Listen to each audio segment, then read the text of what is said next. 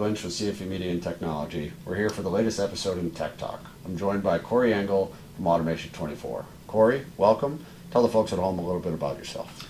Hey, I'm Cory, application engineer with Automation24. Great. So can we start with, can you delve into the inner workings of a timer relay, explaining how it uses input signals to trigger timing sequences, and how does it process this information to control the attached load or equipment? Yeah, so we have a couple of timer relays here, just as an example. So really just to kind of go over high level, you basically have power coming into the top, and on the bottom portion you would have your load connected. So you'll have a couple sets of contacts here, normally open, normally closed, and then your common between the two, and that trigger signal as well.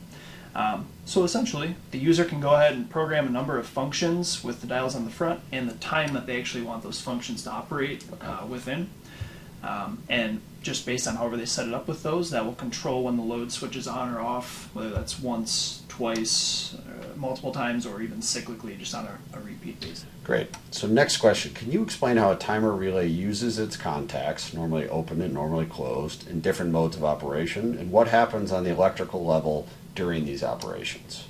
Sure. So as far as when those contacts, those outputs are going to toggle, is going to depend on what function is selected. But as far as the actual operation on an electrical level, essentially you just have, you can think of like a relay output where you just have a set of dry contacts. You have a common that's feeding them. In the case of this relay, you have a normally open and one normally closed.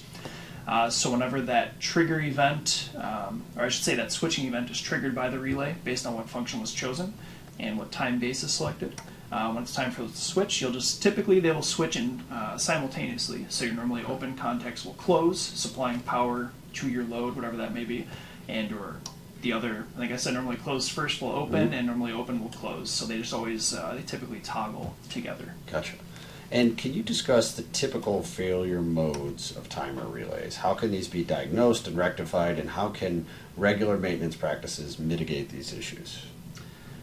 So I can't say that I've seen a common failure mode. Typically, the number one thing that I've seen with someone who believes they're having an issue with the timer relay is usually just a misunderstanding either of the wiring itself or even just the configuration. So just making sure that your wiring is correct. Like I'd mentioned previously on this relay, for example, you have power positive and negative on the top, your outputs on the bottom, as well as your trigger terminal, which if you're using a function that requires a trigger signal, you would basically just have wire coming from the same supply voltage to the relay going through some kind of switch or some kind of device that's then going to, under the right conditions, provide that trigger signal.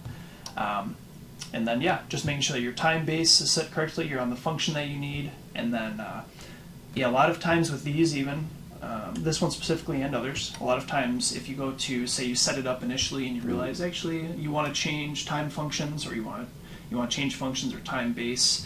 If you do any parameter changing, a lot of times you'll just have to cycle power to the relay. So a lot of times oftentimes you can just fix any issues by cycle power to the relay, remove power, turn it off, turn it back on again, and it will then effectively enable those new settings that you've programmed it to have.